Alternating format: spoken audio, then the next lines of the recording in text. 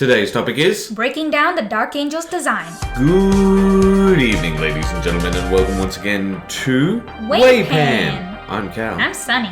We're going to be looking at the design of the Dark Angels, their color psychology, their iconography, and their lore, and does it match their design. We're also going to be taking a look at whether we can make a better Dark Angel. Now, we're not going to be focusing on the lore too much. We are primarily going to be focusing on their design and their design language. Otherwise, you're going to see camouflaged Dark Angels from the 4th Quadrant War. We'll mostly be looking at two versions of the Dark Angels, pre-Heresy black, silver, and red, and post-Heresy dark green. First, we're going to go into the design of the Dark Angel. Sunny is going to comment on the design and what the design communicates, and then we're going to go into the lore. Let's get started. Sunny, this is a pre-Heresy Dark Angel. I can see that there's a lot of black, a little bit of silver trim, black and red checker patterns, and a little sigil there on the shoulder pad. That's correct. So I don't know anything about the pre-Heresy lore of these guys, right? So looking at it right off the bat, the only information that I have is the name, Dark Angels. I can tell that the dark part definitely comes through a lot, but the angelic part doesn't really come through at all. They do definitely look very intimidating. I think it communicates some level of death or some level of mystery. So what can you tell us about the design of this legionary? I would break it down into two aspects, the shape design and the color design. At first I thought, looking at the way the helmet is designed, it could be a stealth character, but looking at how blocky the shapes are, I think it's probably something else like intimidation, especially with how much black is being used in this. And both of those elements are a part of black's color psychology. Yes, intimidation and being the absolute to show that. And then we can see the combination of red and black in here. That makes it look evil, actually. Yeah. Especially when you've got red in the eyes, like that, with that helmet design as well. It gives that ominous feeling. Yes. But as far as the silver goes, it looks like a visual breaker. It's just to create some contrast amongst all that black. Can you explain visual breaker for just a second? So visual breaker is just a different color that will contrast well against the main color, just to break things up so you can see all the different parts. So it's not just one big blob of black. I would say that they very much fit their pre-Heresy design lore-wise because of a couple of things. The black and the red are very stable color psychologies, aren't they? Yeah, across culturally, they usually often mean, well, with red, aggression, violence, and with black, it would be the absolute, the end, power, things like that. Also, black has a negative attribute of evil. Yeah, this is true, which they do look evil. Just a quick aside, if you want to learn more about color psychologies, we've got a video for you here. Alright, here is why I think that they fit the lore. The common legionary fits the lore with their design, because when they were first developed, the Dark Angels, they were the very first of all of the Space Marines. They were almost diametrically opposed to the Thunder Warriors, whereas the Thunder Warriors were little better than the techno-barbarians that they were fighting. They were cold, disciplined, and mechanical. Yeah, I definitely have to agree with you there because of the way they're so straight-edged in design with that blocky shapes, and they don't seem to have any unique, flashy design elements. It makes them look they're cold, mechanical, industrial death. Industrial death, really? No. Okay, take a look at the color design elements with them, right? It's not a grey that is used to split them or a white, is it? It's a steel. Right, and what did we say that steel was an indicator of? Of the industrial era, or anything industrial, really. And especially when it had rivets, that was... remember how we talked about that? Yeah, we did talk about that. Yes, we did. So that makes a lot of sense now that you say that. That was in the in-depth color psychology video. Yeah. So before meeting the line, they didn't seem to have a lot of individualistic character. They just seemed like a factory unit of Deathwings, I guess? Yes, well, Deathwing is actually one of their companies. However, the basic legionary doesn't actually tell you a lot about their character. So now I'm going to show you some of their art and some of their heraldry. Alright, Sunny, what do you think of them design-wise now? Well, with the artwork, I can see that they've got these sort of plume wing-like things on their helmet. And that does bring in the sense of angelic aspect of it more into their design. But they do look a little bit more kinder in the artwork than they do in the standard template. So something's going on over there. Maybe they're just like death on swift wings or something like that. And with the heraldry, I'm not as familiar with iconography as much as you are with heraldry, but I'll just comment on the ones that look simple enough for me to talk about. So there's one where there's a hooded skull with a wreath around it. So I do understand that wreath symbolizes victory, and there's like a death-like look to them, which seems to be the consistent theme with the Dark Angels. And there's another one which is like wings with a sword. I think that has something to do with heroism, perhaps. Now I will do the breakdown of the lore and if their design matches the lore. And in this case, I think that they do. Horus Heresy very much feels like historicals for Warhammer. You're saying there's too much information for the regular gamer. Yeah, pretty much. So the Dark Angels actually show a lot of lore with their design when it comes to their more flamboyant designs. But first I'm going to get into some of their little details. For example, those checker marks that you may have noticed. Historically, they actually reference the Freemasons. And who are the Freemasons? The Freemasons, well, there's a lot to go into there, but instead of rabbit holing all of our audience, essentially they are a not-so-secret society which hold old guild rules for passing down knowledge. And how do the Dark Angels represent that sort of secrecy of knowledge? Okay, well, there's a thing called the Inner Circle with the Dark Angels, and essentially they keep all of their knowledge gated in these circles. So there's circles within circles. So is there only a specific lot of the Dark Angels that are representing the checker patterns, or is it just all of them? All of them have the checker patterns with their older design.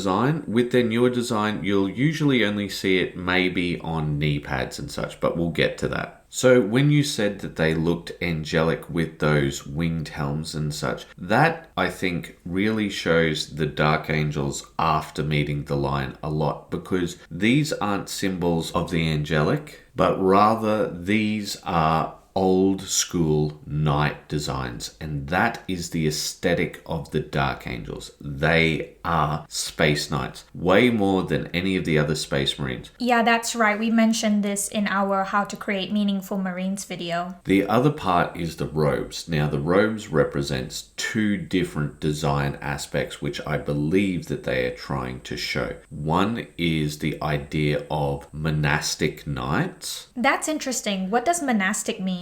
Monastic means monk-like, so literally like clergy, like the monks. It is true. They do look very traditional, like the knights of the medieval times. Yeah. You know, it's interesting you mentioned monk-like, because I saw one variation of Dark Angels where they have like hoods on, and that looks a lot like monks. Yeah, that's what I was showing you before, yeah. But the other part of that, and that comes through later in the newer Dark Angels, is that Freemason connection, because they used to meet in secret. And how do you meet in secret in the olden times? You wear a robe and hide your face with a hood. Yeah, which kind of makes their base trooper feel less special. However, a certain line comes to mind when I think of that. Was made us special. Everyone's special, Dash. Which is another way of saying no one is. No, Sonny, I was more talking about this. No one will be. What's going on? I don't play Dark Angels officially. Okay. Anywho, essentially, yes, I think that the old school Dark Angels, the black with the silver trim and red, they 100% fit design-wise with their narrative. Right, okay. Which is secret monks who bring death. Well, kind of. More like they are Space Knight monks with a secret order. Right, okay. Post-Heresy. Okay, Sunny, like before, I would like you to take a look at this image and tell us a bit about the design. Right, so with this ones, they're completely dark green now. They still have the red eyes, but they don't look as evil as before. And they seem to have that sword and wing emblem on one of their shoulder pads, which wasn't as prominent as before. They've got the golden wings of the Aquila, and they've got that checker pad, knee pad that you mentioned earlier as well. So with these ones, because I do know slightly about the lore, I know that they came from Caliban, which was a forest world. So that's just them representing where they come from. So that's, design relevant, I would say. The knightly look of it, I think, is only represented through the sword and wing emblem. And they still have that blocky look about them, but it's less so with the helmet design. I would say, in comparison to the more evocative design of the pre-heresy knights, I would say that these ones look more modern, more streamlined, and less intimidating. Okay, would you say that about the base troop compared to the base troop? Yes, correct. Now I'm comparing it with a Primaris Marine with the Firstborn Marine next to it. Give us your thoughts. So the Primaris Marine definitely starts to look more like a stock standard soldier. They're moving away from the knightly looks of the previous Firstborn models. And he definitely looks more samey. They don't seem to have as much character as the previous ones. I see. Let's just say that your observations are not unique, and it might appease some people and upset some others. So let's talk a little about color psychology and what you see with these guys, and I'll comment as well. So the dark green definitely gives a foreboding aspect of them. It not only does look like army colors, but it definitely gives an aura of foreboding and ominousness about them. And I think that's something that gives a feeling of threatening. Yep. Okay, I understand. However, would you say when it comes to the Firstborn colors that you're shown here, you'd say that they're a bit more vibrant, right? Yeah, I guess because there's a few more colors being expressed here, like the gold of the Aquila, the red in the eyes. It creates more contrast and it gives them a bit more character, as I mentioned before. But with the Primaris model, it seems that it's just red, white, and green, which looks more modern and looks more like a military aesthetic. In our color psychology video, we talk about how variable green is as a color and how it is very affected by values. The dark green expresses a more serious tone, whereas if it were a brighter green, it would be more youthful, more friendly. And when you're talking about more brighter green, you're talking about saturation increase, not making it brighter with adding white. Which would actually desaturate it at the same time, correct? Yes. So in some of the lore, it describes the darkness of their green as so dark that it's almost black. So I would say here that the color psychology of it is very foreboding. For me, it seems like that dark interior of a forest. Yeah, which is, again, representative of where they came from the dark forests of Caliban. Which is lore accurate. Now I'm going to be showing Sunny some of the modern 40k artwork of the Dark Angels. Alright, tell us what you think. Okay, so comparing the one with the monk-like outfit to, I believe the second one looks more like a Primaris model without the helmet. Right off the bat, I feel that when I look at the guy with the hooded outfit, he looks a little bit more like a mercenary. I do understand that all the trinkets and the hood have a specific story behind the lore, right? They were monk-like, they have a secret order, and the trinkets are probably stuff from Battle or to express their chapter, where they're from. But if I was a person looking at this right off the bat, I don't get the feeling that he's a soldier as compared to the second one. Alright, but with the other codex art, I feel as if the other guy has even more trinket. Yeah, I see what you're saying there, but it looked like things that he could use in battle, weapons and things like that. Did you even notice the skull? Yes, I see the skull now, but I have no idea what that's about. While I feel that the modern art is technically better than the older art, I feel like the older art is more evocative. I'm going to show you a picture now of how Dark Angels used to be represented. Alright, let us know your thoughts. So the Marine with the hood, he looks like God's messenger or something. As compared to the other guy, he looks like edgelord soldier here to kill everyone on the battlefield. God's lessons are so beautiful.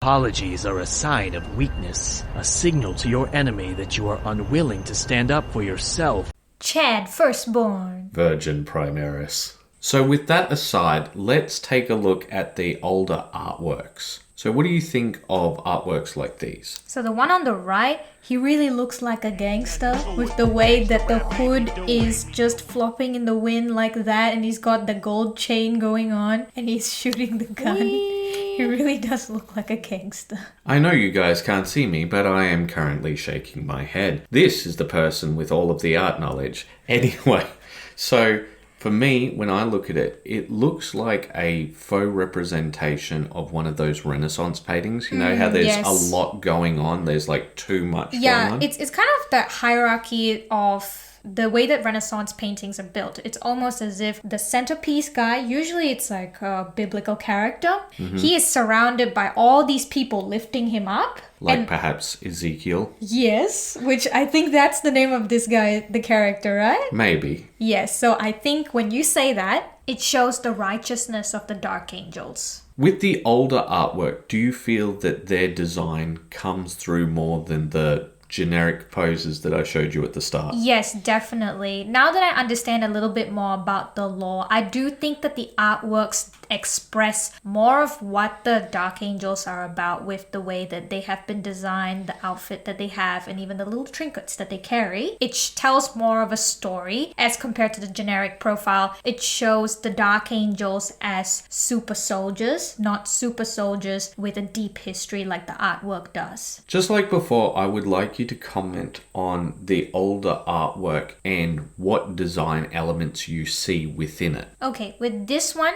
we see the robe, the creamy robe, and the black armor. Maybe it's actually dark green because you did mention that it was so dark that it was seen as black. Not in this case. This is actually a chaplain, which is a special specific unit. Oh, okay. So with this guy, he definitely has a lot of emblems on him, which probably shows off his station in the chapter. And he seems like the kind of guy that's at the forefront leading everyone. And what about with the other artwork that I showed you? I think with a lot of the gold trim, it gives him a aspect of regalness, and because of that robe and the way that the sword lines up in the middle, it almost looks like the cross. It gives a bit of a biblical vibe to it, even if it's not biblical at all, but it has that sort of regal higher power type of energy that I get from it. Someone very righteous, someone coming to put an end to the evil in the world, essentially. Now I'm going to show you some of the newer interior art, not the codex art, and tell me the kind of vibes you get for design when it comes to these. So with the picture on the right, he seems to have torches attached to his battery pack, and he definitely looks to be towering over the, I'm not sure what characters they are below him, but that shows him to be, again, someone who is of a higher power trying to put down the evil in this world. It has a biblical vibe again, especially with the hood. And with the one on the left, he actually has a bit more of a regal aspect. He does look a little bit more like a knight, probably because of all the feathers that he has going on him and also the badge on his pauldron. Okay, now all I have up is some generic miniature pictures. However, I'm going to go a bit into the lore here. I think that the Dark Angels do show their lore with their design very well. What I would say is it's a very hard vibe to get across that they are unforgiven.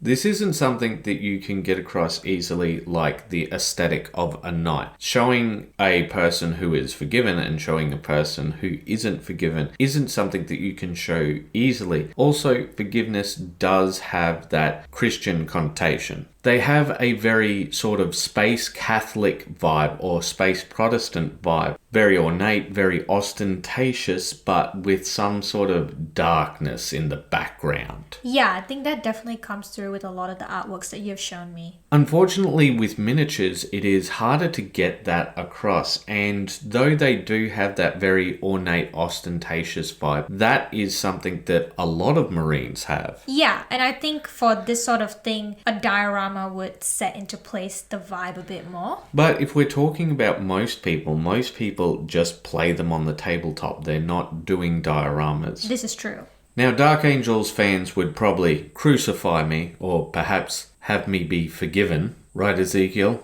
If I didn't mention about their specialized companies, the Raven Wing and the Death Wing. And here they are. Yeah. Tell us what you think about their design and theme. So with the Raven Wing, obviously they are modeling after ravens, which are black. So it makes sense for them to be black. With the Death Wing, originally I was like, with the theme of death, you would want to have black. But if the Raven Wing are already black, that's not going to contrast or differentiate from them. Yeah. So I thought, okay, bone color, yeah, it also makes sense because bone and death also match. But with the Raven Wing, the vehicles that they seem to be riding seems to be fast, like a lot of aerial, a lot of bikes as well. And with the Death Wing, a lot of tanks and dreadnoughts. So it matches their themes respectively. One of the ideas behind the Death Wing currently is that they are actually forgiven because that motif was meant to represent the ashes of their lost brothers during a campaign to get rid of a Gene Stealer cult infestation on their home planet. However,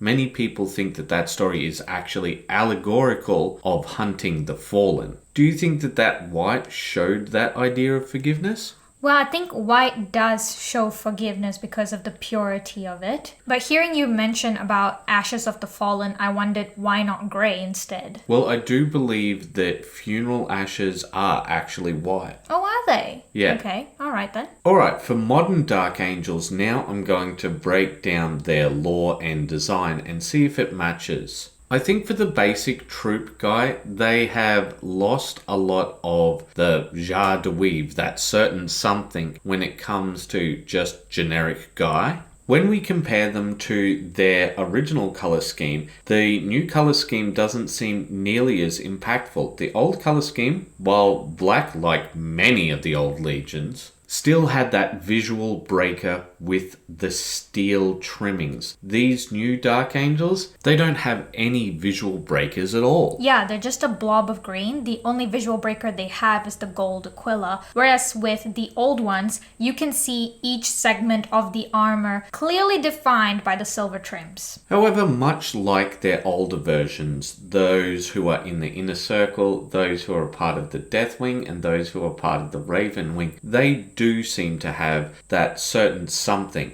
So do they fit the lore? Does their design communicate their lore? Yes, but only if you are not a basic troop. If you are a basic troop, you look more army man than ever. You look more generic. You don't look like that cold industrial death from before.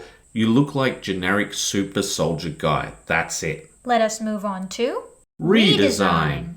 Okay, we've come to the conclusion that the old school Dark Angels are just fine. We should pretty much leave them there. So how about we look at how we could redesign the Dark Angels? So the biggest difference that I see when it comes to some of the fan productions is they add a visual breaker when it comes to their generic guys, usually that of a gold trim. I think a gold trim looks really nice. It makes it very regal, and yes, it adds a very excellent visual breaker. But when we talked about their lore earlier and, representing the ashes of the fallen, I wondered why not add white trims instead? I think white trims could be good if you were going to leave it as a extremely dark green, like almost black, but that's not where I think we should go. For those of you who know anything about forests, and you might have figured that that's us because these damn insects won't shut up in the background, but yes, forests go like this. They're very bright at the top, and as you go down, they get darker and darker. Their color scheme could have a gradation, starting very bright at the top and going darker and darker and darker until you're black at the bottom. So would you say the helmet would be a vibrant saturated No. green? The helmet should not be included in this. This is just the body, shoulders, backpack. So it would just be parts, like let's say shoulder pads would be vibrant green, chest is like a mid-green. Don't think about it as separate parts, but think about it as the whole body going lighter to darker. Oh, in that case, I think I would have to disagree with you there, just because painting-wise, that seems like a really difficult thing to paint. I totally disagree. Okay, there's people who love this idea of a method called slap chop. I don't know why they call it that, because zenithal painting has existed since forever, and essentially just spray the marine white with their head removed after a black base coat, and then you could just either put a contrast paint on it manually or spray it on for a nice clean gradation. Oh, that's very interesting. But there is another thing I will bring up with that design. It does seem to move away from an army soldier look with that. It makes them look quite unique. Okay, but they're not regular soldiers. They are the First Legion. Now, the First Chapter, but still, they have that heritage of the First Legion. They are the Unforgiven. They are something special. They're not just generic soldiers. I see. This is why I was thinking that the helm should be removed. Now, you know those models, the Stormcast Eternals? Mm-hmm. Okay, we have seen that once you just put a generic knight helm on the Stormcast Eternals, they look so much better, don't they? Yeah, they do. So you're thinking that they should have a helm that has a more knightly design, or just a plain knight helm? Yeah, pretty much, because I think that that would sell their aesthetic a lot more than just, okay, these guys have a different color. But speaking about different colors, so we thought that maybe to show that idea that they weren't forgiven, maybe give them a black helm. But then we decided that doesn't seem quite right. We were thinking a purple helmet. Now, with the purple, it actually represents royalty, rulership, and power. And with the way that the lore is set up for the Dark Angels, part of their legion betrayed them. But why did they betray them? Because they weren't using their rulership/power properly. They didn't take care of the people in their homeworld. And this is what this classic color combination shows. Yes, it's the villain combination of purple and green, the corruption of power. However, we also thought that the old Deathwing tradition of painting a certain part of your armor white when you took a hit for your liege lord should be brought to the Dark Angels now, that they can be forgiven, but only through deeds. That is why we think their hands should be painted white. Or bone. More specifically for everybody in the chapter except the Scout Company, who haven't been forgiven through their deeds yet. And we had a disagreement on the robes. Yeah, from my side, I thought that the bone color made sense because if it's following the concept of a monk, the monks are not higher than God, who is pure, which can be represented as white. I believe that the robe should be brown for a couple of reasons. One, because it should show humility, and it shows a greater connection to that Freemason idea, the idea that these are people who meet in secret. Brown robes aren't things that are meant to stand out. That's true. Also, it saves on your Deathwing Terminators having that gaudy green robe instead. I also thought that the Inner Circle members should have a white helm to show that idea that they are forgiven, especially with the line coming back. Or alternatively, if you went with Sunny's idea instead, that they should have those black helms, that they have returned to tradition. So here we are, our variations on the improvement of the Dark Angels. Which ones do you guys like best, and do you agree with our reasoning? You should definitely pick mine. And as always, Keep those brushes wet. Bye-bye.